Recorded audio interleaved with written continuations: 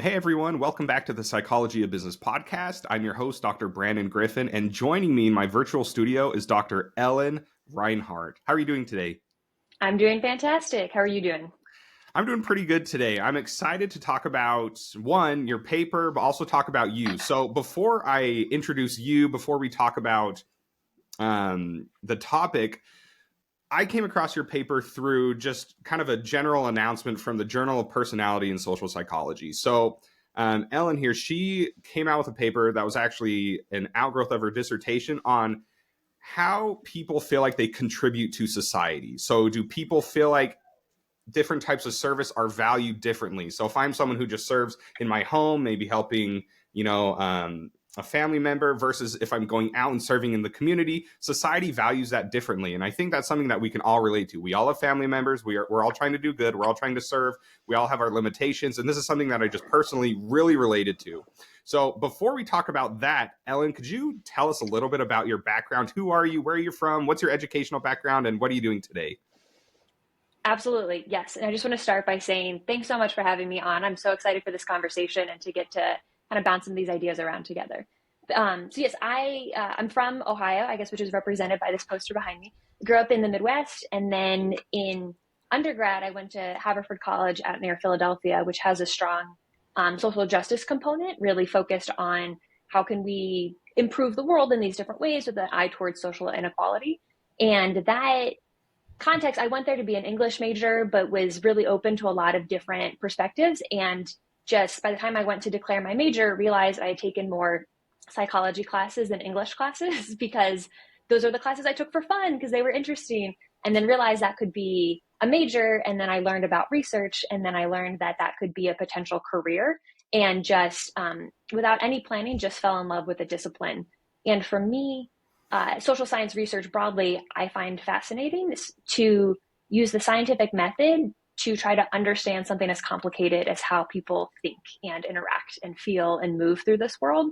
And so that I kind of fell in love with like the methods and with this social justice approach. So I did an undergraduate thesis and got to know more about the research process. And after undergrad, just wanted to do more. So I went out to Stanford to do an RA-ship at Stanford's business school. And then from there, it was a lab manager in the psychology department instead of a think tank, it's a do tank. So it's a group that takes social psych findings and applies them to real world problems.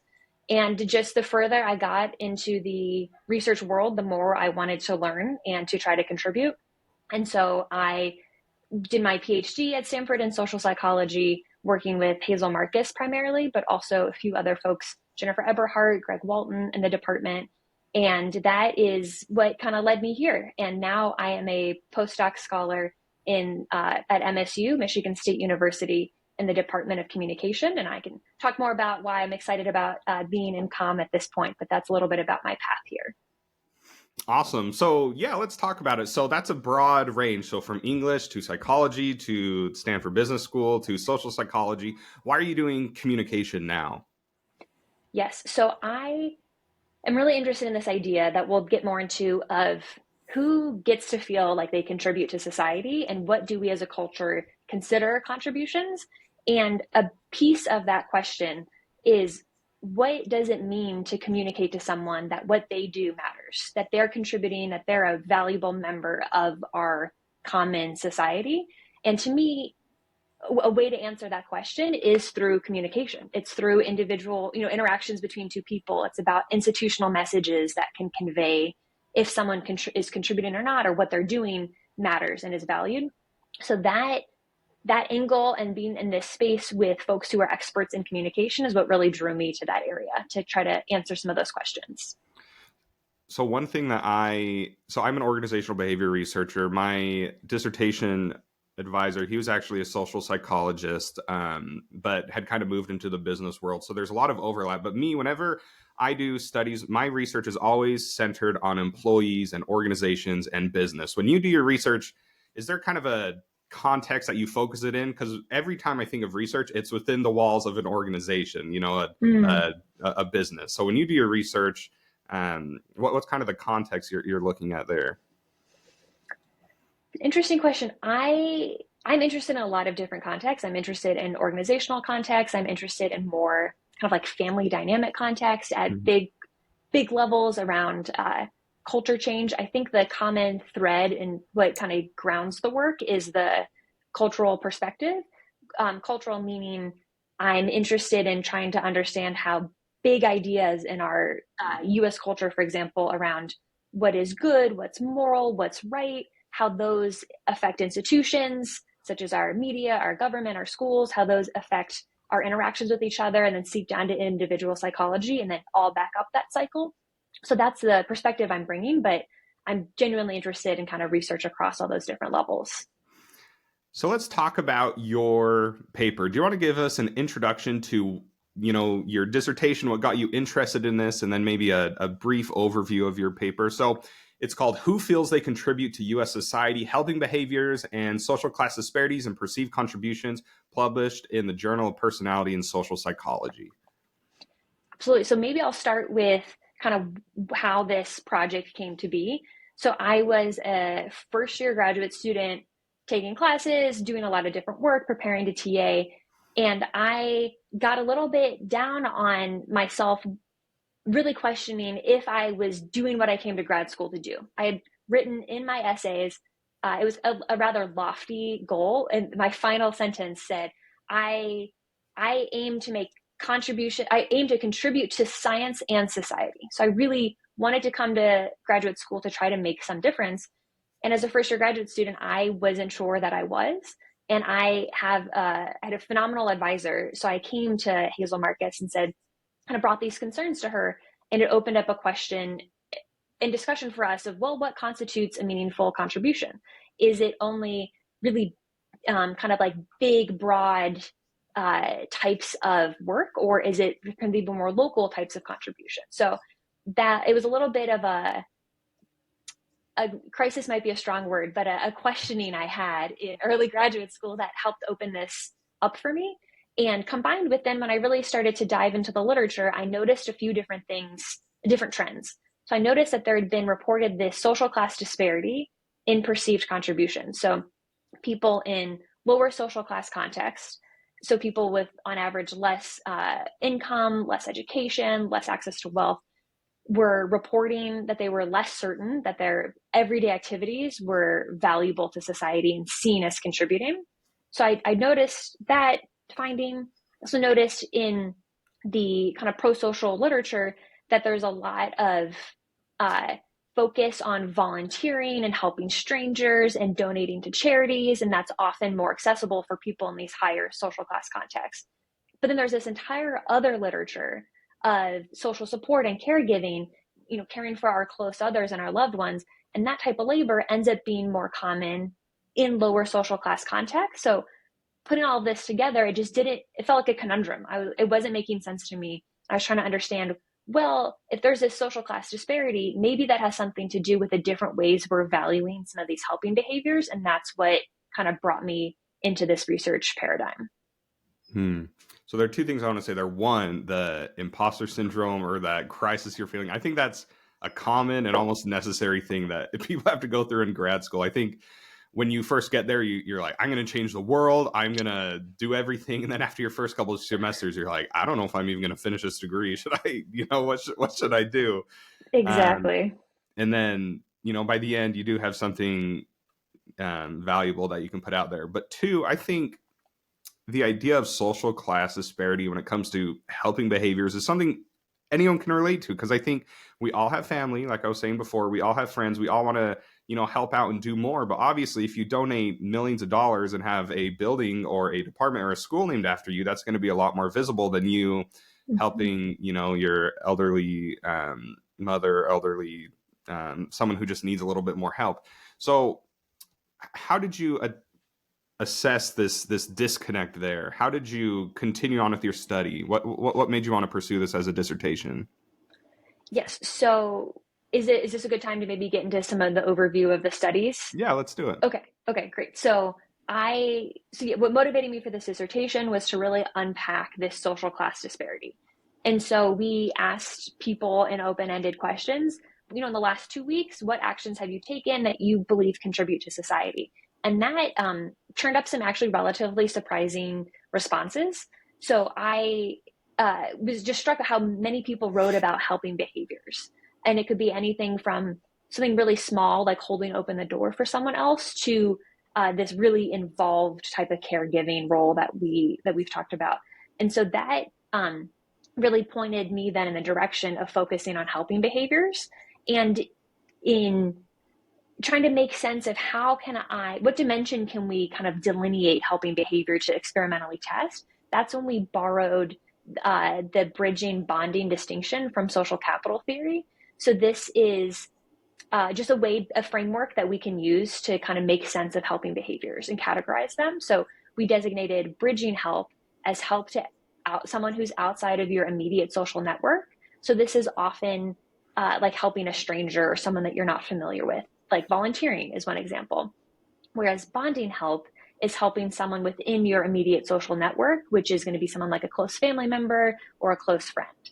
And so with that distinction, and there's some theoretical reasons why we thought that would be an important place to kind of draw this line between these two groups, we then ran some experiments where we showed participants, examples of helping behavior of someone, say Jamie, who helps their grandmother at a nursing home once a week, but then someone else, Taylor, does the exact same type of labor, but they help someone who they don't know. They just help a stranger at this nursing home. And we had people rate how they thought about these different helpers and the helping behavior. And we found that people consistently report that both of these actions are helpful, but the person who's helping a stranger is perceived as contributing more to society. They're perceived as more moral. And part of this is because they're perceived as having more of a choice to help that person. And so that it was kind of this next step in understanding, right, there's this social class disparity. We know from administrative data and past literature about different ways of helping others that can vary by social class. And then what we added to this picture through these experiments is, well, those behaviors are perceived differently in terms of how much they contribute to society. And where do you think this choice comes? Is it because people have kind of I don't want to say like a requirement. I can't think of the word right now, but they have a responsibility to people in their social circles. So if you're not fulfilling that responsibility, maybe people aren't going to see that. But if you are fulfilling that responsibility, like seeing your grandmother in a facility, that's just something you're supposed to do. Is that kind of why that choice is there? Exactly. You hit the nail on the head, that there's this very strong family obligation for so many reasons to be obligated and to have a responsibility and a commitment to our family members to care for each other. And there's some interesting work that actually neglecting that obligation is perceived as a big moral violation. So if I don't help my mom so I can instead help a stranger, that is not seen as morally virtuous at all. So it's almost this setup. We didn't test that specific type of setup in our experiments. It's almost a setup where you can only be a very moral, contributing, altruistic person if everyone who's in your immediate social network already has their needs met, and then you can go above and beyond to help someone else. But then again, there are only so many hours in the day. So I think if, you're someone whose social circle has a lot of needs and, the 2 or 3 hours after work that you are available, if you're only helping, the people in your social circle, that's interesting because you may have to put a lot of work forward to do that minimum baseline. I know you said you didn't test that hypothesis, but future research, look at that. That's always future research, every study. Always. And I think you exactly nailed it again, where it really then depends, and there's like structural societal differences in how much need people have. And a lot of that has to do with, economic inequality of if someone can get those needs met through other means, or if most of your extra time, as you were saying, is spent caring for those local others. Basically, like the need of the people in your local context, that is not uniformly distributed across people. So we've talked about how people perceive their helping behaviors differently. Is this coming from the person who's doing the helping, or is it coming from like society as a whole or the people around you? It's an excellent question that we kind of tried to address in a few different ways. So this feeling, the disparity, is coming from the person themselves. So it's people reporting on how much they believe they're contributing to society. We also asked meta perceptions. So how much do I think other people think I'm contributing to society? one thing for future research I'm excited about is getting the other perspective. So do people actually think that you're contributing less to society? So that's an open empirical question. But in terms of how these helping behaviors are perceived, most of our experiments are people judging other people's helping behavior, but we really wanted to know, well, maybe helpers themselves actually feel differently. Maybe they're not showing this bias towards helping distant others, and maybe they understand how important, some of this more local bonding help is. So in one of our correlational studies, we asked a number of people who were doing volunteering and family caregiving, and we found there that this same bias appears where people are thinking that the time they spend volunteering is contributing more to society than the time they spend caring for close others. So it's both through like an actor observer perspective, but also among helpers themselves. Thanks for sharing that. So there are two things to this study. So one is the different types of helping behavior, but another component was people who are able to do these different types of behavior.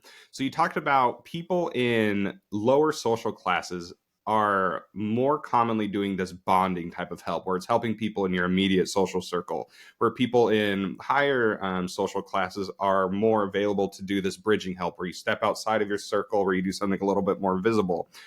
Why is this? So, can you tell us how you categorize social classes and why you think this is? Absolutely. So we take a social class in context approach. So really looking at the context and environments and situations that people navigate. And we focus there instead of on like individual characteristics or essential qualities of people. And that perspective being said, we still we need a proxy for measuring those contexts, and a really useful one is education. Educational attainment. So it's been widely used in a number of different studies and shown to be really predictive of a host of different outcomes. But the way we differentiate is we say anyone with a 4-year college degree or more education is kind of coded as navigating a higher social class context. And then folks with less than a 4-year college degree, which is nearly 70% of the US population, somewhere between 60 and 70%, which always surprised a lot of folks in academia where we're interacting mostly with people who have that 4-year college degree. But they're coded as navigating a lower social class context. And so with that delineation, there's just a number of different reasons why these helping behaviors differ, and there's a few different literatures that speak to this. So let's take people in higher social class context, on average volunteering more. I do just want to note that these are trends. They're not prescriptives about specific individuals. People across the social class spectrum volunteer and do caregiving. But the way the trends work is it's more common in higher social class contexts. And that's everything from having more time availability, having more people who are in your social networks who volunteer, be more likely to be approached to engage in volunteering opportunities. So it's just it's often like it's a resources perspective, but also just like a network perspective, why volunteering is more accessible in that context. And then the same kind of in the inverse way goes for why caregiving and this kind of close family caregiving tends to be more common in lower social class contexts. Some of that has to do, based on the literature, this is not what we tested, but I'm just kind of pointing to other folks' work here, has to do with who in your local context needs assistance, who needs help, and who can't meet those needs through other avenues, such as paid labor, such as home nurses or home health aides, and just the way that social class inequality and structural inequities work. People in lower social class contexts often have more health issues that need that extra assistance.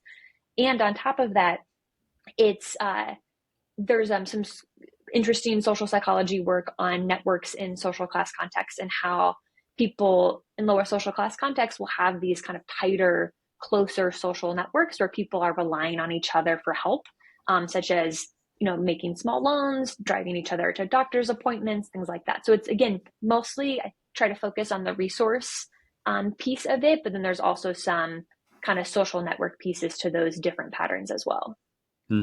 So someone in a higher social class, I when I first read it, I thought about it in terms of maybe financial resources. So someone, if they have a family member who needs help, they have the resources to hire maybe a nurse who can come in every single day and do that job. But someone in a lower social class, they probably wouldn't be able to do that, right? Exactly. That's exactly correct. So what then once you got this information, how did you apply it? Because there are 5 studies in this one paper. So what I didn't realize at first is when someone publishes a paper, it can be conceptual, it can be theoretical, but it's not just one study that you did. It's 5 and really 6, right? Because your first one was like part A, part B. So do you want to talk about maybe some of the cooler aspects of the study? Because I think your 5th study used something called the Midas data source. Do you want to talk to us about that? Would love to talk about Midas. So yes, the fifth study basically tied the two earlier pieces I was talking about together. So we had this social class disparity, and then we had kind of separately a second finding around how help is perceived. And so then we used this Midas correlational data set to try to understand if those two findings were related to each other. So Midas stands for the Midlife in the United States data set. It's a publicly available data set that was collected from 1995 to 2014. And there's a few different subsamples, but basically we had over 3,000 people in this sample that had answered questions related to their helping behaviors and their perceived social contribution. So what we did here is we looked at first the social class disparity, and we found again in this data set, as been previously reported, participants in lower social class contexts were reporting lower levels of that perceived social contribution. Then we looked at helping behaviors, and we found, kind of in line with past work and administrative data, that people in lower social class contexts were more likely to do unpaid family caregiving. So this question was asked participants, in the last month, how many hours on average have you spent helping out various groups? And we looked at the ones focused on family and close others. And so unpaid caregiving, more common among people in lower social class contexts. And then volunteering was more frequent in higher social class contexts. So then in this data set, we're finding these different trends. So then what we did is said, well, how is unpaid assistance for close others related to that feeling like you're contributing to society? And how is volunteering related? And so in the models we ran, both are positively related. So both of those aspects were, again, this is correlational, but helping others is related to feeling like you're doing something important for society. But critically, to answer our question here, volunteering showed a much stronger positive relationship. So the order of magnitude was about 5 times higher than the relationship of doing that unpaid labor for close others being related to feeling like you contribute. So then, armed with that finding, we were able to draw some more conclusions around the idea that, all right, this social class disparity is in part, related to the different helping behaviors that people engage in. And that's kind of what the study 5 added. So I think that's fascinating. So, what would you have, something like 3,000 sample size? Exactly. Yep. 3,000 participants. I'm a huge advocate for using this Midas data set. It's an incredible resource, just hundreds of measures included in this really rigorously collected sample. And so and there's also MIDJA, which is midlife in Japan. So there's a cross-cultural comparison. So I just want to put a plug in for it's an incredible a resource for researchers. So you mentioned cross-cultural different samples. Is this something you looked at here, different demographic factors influencing this, different cultural factors? Because it seems like on average in the United States, that's something that you tested. But did you look at differences between male and female? Did you look at different regions in the United States? Did you look at maybe different racial groups?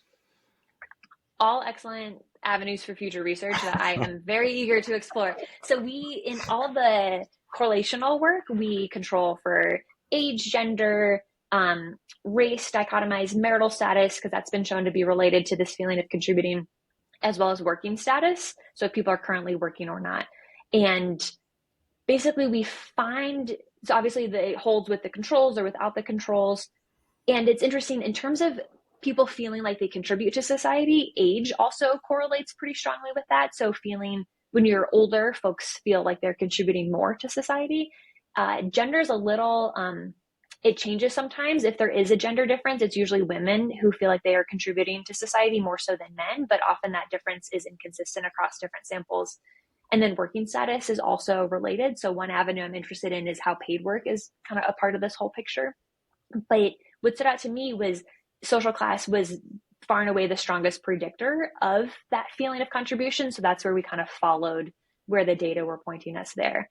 And then in terms of looking at this across cultures, it's something I'm trained as a social and cultural psychologist. Hazel Marcus, my advisor, is a cultural psychologist. So we come at this from a very cultural perspective. And I just want to be really careful in bounding this to the United States. We only looked at the US, we looked at US Americans, and we have a lot of good theoretical reasons to believe this would not be true in other more interdependent, more collectivist cultures where helping family is just has a different type of moral status, and there's different norms and expectations around the meaning behind that to society. So I am very eager to run a cross-cultural study and see how these processes play out in places beyond the US.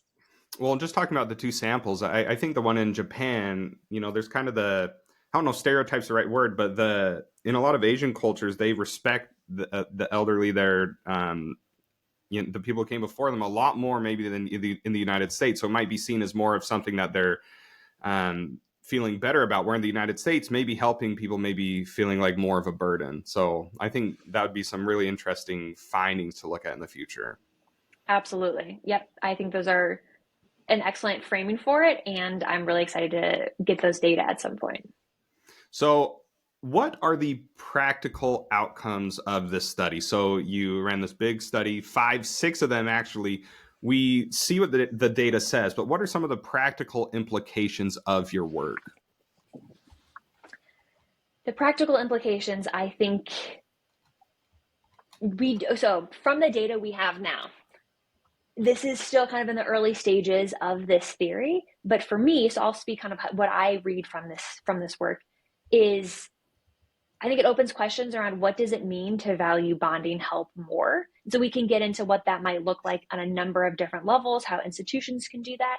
But I think this can even be at an everyday level of if someone is in a caretaking role or is helping someone with a need that they have, really understanding that that is a valuable action, that has meaning, that has value to people beyond just the person that you're helping.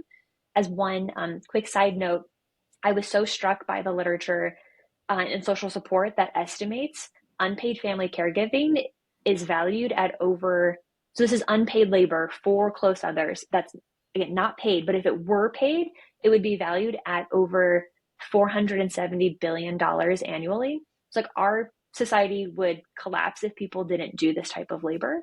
And so I think at a practical level, just people who are doing this labor can live into the fact that it is such a contribution and what they're doing is really valuable and matters. I think that's one practical implication. I think there's a lot of other open questions around how to value that type of help kind of at a more cultural, institutional level as well.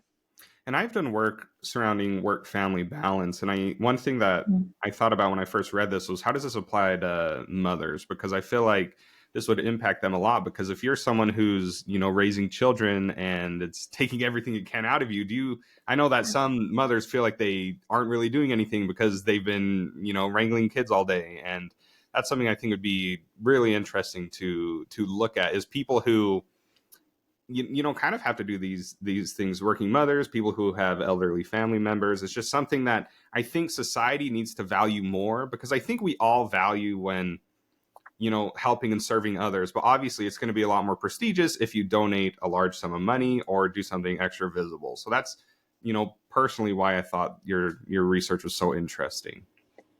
I appreciate that. And I completely agree.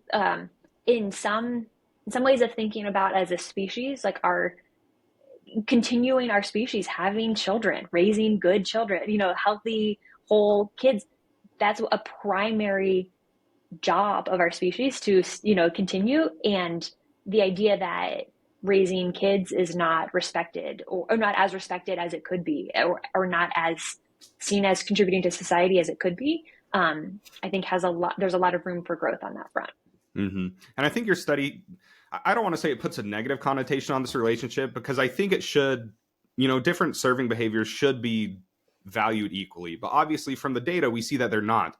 But could this be could there be positive aspects from this, saying if society does value these bridging behaviors more, could it push people to want to serve outside of their social circles? So I think we've talked about bridging behaviors and bonding behaviors as people are kind of in the buckets they're in because they're kind of forced to be there. But could the data here show that if you want to make a bigger contribution to society, maybe you should be pushed to do something outside of your immediate social circle? That's so interesting. I actually I haven't really thought about it from that angle too much, but uh, one piece that comes to mind is there is a program I recently learned about that helps compensate people to volunteer. I I'll get some of the details of the I don't know the details of the program, but I think maybe that's speaking to this idea of if bridging is kind of has a societal value, we can change what's valued, but maybe at the same time, we can also be giving people more opportunities to do bridging help. So I think that could look like, um, even if it's just giving people time, paid time off of work to do that type of labor, that could be an interesting way to help people feel like they're, reaching outside of their social networks and able to do this type of pro-social behavior, or giving people where, taking a day off to go volunteer isn't feasible, but if they got paid the same amount as if they were working, then they could take that day off to go volunteer. I think it's interesting, and it opens a lot of questions around how would incentivizing, for example, that type of labor change maybe how it's perceived or change how it feels. So I think there's a lot more to uncover there. Mm-hmm. So your dissertation's done. You probably finished this a couple years ago. You went through the dissertation process, then you went into submitting it to journals. So there's been a lot of work, I'm sure, that's been done by you after this study. So what comes next? What are you working on now? I am interested in building on this in a few different ways. So one of the pieces why I'm really excited to be in a communication department, as I mentioned, is around how this value is communicated. So I'm interested in one specific instance of this, which is when colleges and universities recruit students or advertise to students who might be applying to their programs. And it's this interesting time where for a lot of these colleges, students have to pitch themselves to a university. This is what I've done. These are my grades. This is what I've contributed through extracurriculars, for example. And I was looking at some websites on the kind of what we're looking for section of the admission pages and found there was some variability in how schools framed contributions. So, for example, one school said, all right, you maybe had some family obligations. What will you do once you're here and you no longer have those obligations? And it was such an interesting framing to me. I will note that this school has since changed their website. So that was a few years ago. But it just treated family obligations as kind of irrelevant to what the student might be able to contribute to this new community. And there's a different school that said, maybe you held down a job, maybe you helped take care of a family member or babysat a little, a sibling. Those are just as important as volunteering or doing some other type of extracurricular. We want to hear about that. What was your experience like? What leadership skills did you gain? Tell us about those. And so I am really interested in understanding how some of these organizational messages can kind of embody or go against this preference for bridging help over bonding help, what that means for students who are looking at those schools and for students who apply and maybe even get in. How does that affect if they feel like they belong and they're a part of that community or not?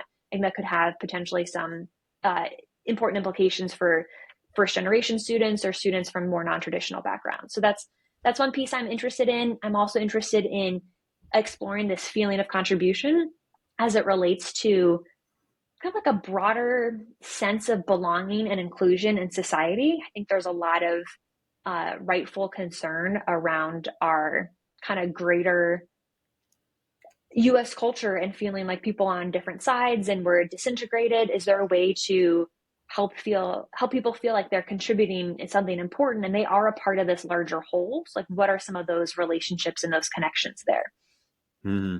I think that's so funny. I'm sure the person who put that first college you talked about, I'm sure they didn't mean it in a negative way, but the way that you said it and the way that people read it, it was probably like, well, when you're done, helping your family, come do something important at our college, at our university. So, I think the second messaging, how, helping behaviors, however you do it, are particularly valued. But you started talking about organizational messaging. So in an email when we were setting up this interview, I told you that I was interested in applying this to the business world. So in any job that you have, there's something called task performance. Essentially, you have a job. If you complete that job, if you do what you're supposed to, if you check all your boxes, you have good task performance. But there's something called organizational citizenship behavior where you go above and beyond. And that can be directed toward the organization as a whole, or that could be directed towards other individuals.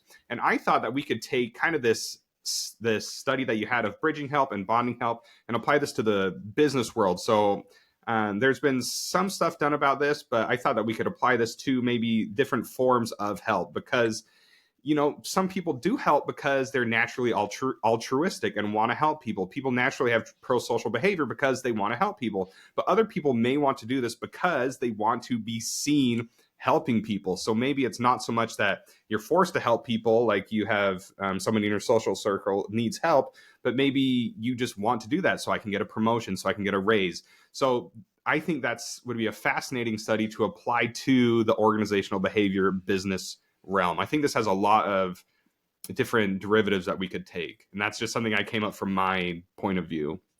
I think that's so interesting and definitely research that needs to be done. And there is some studies suggesting, like you said, that we know that the motivation to help really, or the perceived motivation really impacts how that pro-social behavior is perceived. And there's kind of this idea of this pure altruism of it's a sacrifice made with no self-interest at all. That's kind of this ideal way of helping others. I think some of the work we've been talking about tries to kind of question and draw out some of the implications of that perspective. But I think you're so right. In an organizational context, there's a lot that could be learned from understanding kind of who is the help for these behaviors. Is it for a close colleague? Is it for your boss, where maybe someone could think that your motive is ulterior or tainted because you're maybe wanting a promotion? And is that necessarily useful if you're still doing good work that goes above and beyond? Does the motive actually matter? So I think there's a lot of interesting questions that could be, unpacked with some of those studies. Yeah, and there has been a lot of work on, how does one's perception deal with the reality of what someone's doing. So there has been a lot of work touching on this area, but this is something I want to flesh out a little bit more and look at because I just thought it was a really interesting work. So we've been talking for a while, but as we're closing, what else really interesting are you working on? What is something that you're looking forward for the future with your work? Oh, that's so interesting. Are you thinking of something beyond this kind of contribution focus, or just anything broadly? It's Okay. just anything broadly, yeah. That is so interesting. I am so laser focused on who contributes and why they feel like they contribute. Most of my research kind of centers in that Yeah. area. Mm-hmm. And I think one avenue I'm very interested in that kind of deviates maybe a bit from this work is if we were to change this perspective and give more credit to caregiving, that might take a lot of different forms. So it might have nothing to do with any explicit message around a sense of contributing to caregiving. I think it may, but there's also, I learned about some really interesting programs here at Michigan State that, for example, are combating ageism by kind of pairing undergraduates with older folks in the community to develop these relationships. And people just have the most glowing responses to this program. And so I think I'm really interested in just understanding how do we combat this perspective and change it. And that might look like something kind of different than we would expect. So it might look like fostering relationships with people who are different than you. And if you know someone who's older, who's not your grandparent, for example, then maybe caregiving is seen differently. So yeah, I just think, I'm just excited at kind of tackling. I'm just very interested in this area. So I'm not really trying to move outside of this area, but that answering these questions might mean drawing on a lot of different types of answers to try to move the needle on it. Mm-hmm. So this is a question that I ask everyone. So you're someone who's attained a degree of professional success. You've gone from Ohio to Pennsylvania to California, postdoc, PhD. all that. What advice do you have for someone if they are trying to be successful in life? Usually I ask successful in career, but because you're a social psychologist, because you're someone who's, in a slightly different field, what advice do you have for someone if they're trying to be successful in life? What a beautiful question. I think that is so great and so lofty, and I want to be cautious around offering advice when I feel very much like I am still on the journey and figuring things out. The the first thing that comes to me is, and this might be cliche, but it's just taking a little bit of time as often as you can to slow down and just to reflect on the important relationships in your life. And I'll put this in first perspective. I feel best. I feel most grounded. I feel most connected to the people I love and my communities when I can take a beat to reflect. Whether that means reading a Mary Oliver poem, or that means playing with my cats or my dog, and just slowing down and taking that beat, because I think on this path it can be really just intense and there's always something else to do. And I've spent years kind of caught up in that hamster wheel. And the more I pause and stop and slow down, even if it's just for a few minutes, that has really just helped me stay grounded and then also stay focused in what direction I want to be pointed in, and making sure I'm kind of headed on the towards the place that I want to end up. So that's, I don't know if you get responses like that, if that's maybe on the cliche side, but for me personally, that has been really helpful. And that's something I hope to continue to cultivate moving forward. I think that's wonderful. So it sounds like a lot of your academic research aligns with kind of your priority is just like slow down. We're okay. What we're doing is good. Mm-hmm. I think that's beautiful. I think that's wonderful. Thanks for sharing. Am I ask, wait, if you had to answer that question, what's some advice you would give folks? Oh, that's hard. No one's ever turned it back on me. That's cheating. I'm just genuinely curious. I'd love your perspective. Something I tell my students, kind of my motto as a teacher is I want to help students get high paying, meaningful jobs. So meaningfulness Mm, is really important to me. Um, you can have a job where, you get paid well, but if you just don't enjoy what you're doing, it's going to be hard. But there's the other end of the spectrum where people say, if you have a job you love, you're never going to work a day in your life. I don't think that's true either. But I think finding things that make life meaningful is what's important. So that's, that can be family, that can be religion, that can be your work, that can be a lot of different things. And it can be the interaction of all those things as well. But I think doing mhm, something that kind of fulfills you as a person is going to be most important. And I think there are also times in your life where that's going to be different. So if you're at a point in your life where you're focusing on your career, dive into that and get meaning from that. But maybe if you're focusing more on family, maybe some of these other avenues need to pull back. But meaningfulness is very important to me as a person, because I'm someone who I've been lucky that in my career I've been able to accomplish the jobs that I've had. But the times that I've struggled the most is where I feel overwhelmed, or where I feel like what I'm doing isn't making a difference. So if I were to wake up and just feel like, what am I doing? Why am I here? Kind of this idea of like, if I'm just doing bonding help, I'm just doing like what I'm supposed to do. But mhm, making your life meaningful, but also keeping your head down and pushing through, even if it isn't, even if it's just a hard time, maybe your mhm. comprehensive exams, or maybe life's just hard, but try to inject meaning where you can. I think that is some stunning advice, and uh, I think ours are maybe related too. Sometimes, like the pausing is what helps me make meaning and understand or recognize the meaning that's there. And so, yeah, I think that's excellent. And I think as academics, that's a unique problem, because um, a lot of times you will submit a article and it'll take a year or plus before it gets published. But before that, there was study one, there was study two. This result didn't pan out, so we had to change this. There's a lot of work. So the gratification that you get from a job well done is oftentimes delayed, and I think that delay makes it so it's not completed at all. So maybe you had this amazing study, you send it to one journal, they rejected it, you send it to another, there's a revise, resubmit, 1-2 submissions, maybe you have to add a study. So by the time you take this work that you've done, you're 2 or 3 years down the road, and it's like, phew, almost like okay, we got it out there, rather than woohoo, look what I did. Exactly. It's just relief that the process is over. Mm-hmm. Mm-hmm. Yeah, I think that's right. And I'd be curious your experience, but for me, then so much of that meaning comes from community and from my Mm-hmm. collaborators and folks who can celebrate the work before it gets that kind of external stamp of validation. That's what's made it possible to keep going when Yeah. it is a long, long road. Yeah, but they're also different types. So I think some academics are more research focused, some are more teaching focused. I'm at a more balanced school, so I kind of get that teaching and research focused. And I know you're going to be teaching next semester, but you're at a postdoc. Obviously, you're going to be a little bit more research focused. But there's a lot of different types, and that's something we could talk about in a different conversation. But yeah, I think we're similar in terms of slowing down, meaning, and just what we're doing. We're doing good. So. I think that's right. All right, Dr. Ellen Reinhart, if people want to check out more of your work, where do they find you? The paper and my publications are on Google Scholar. I've Mm, got a Twitter account where I tried to summarize some of the paper, so feel free to find me there or email me. My information is available on Michigan State's communication website. wonderful. I wanted to thank you so much for coming on the Psychology of Business podcast.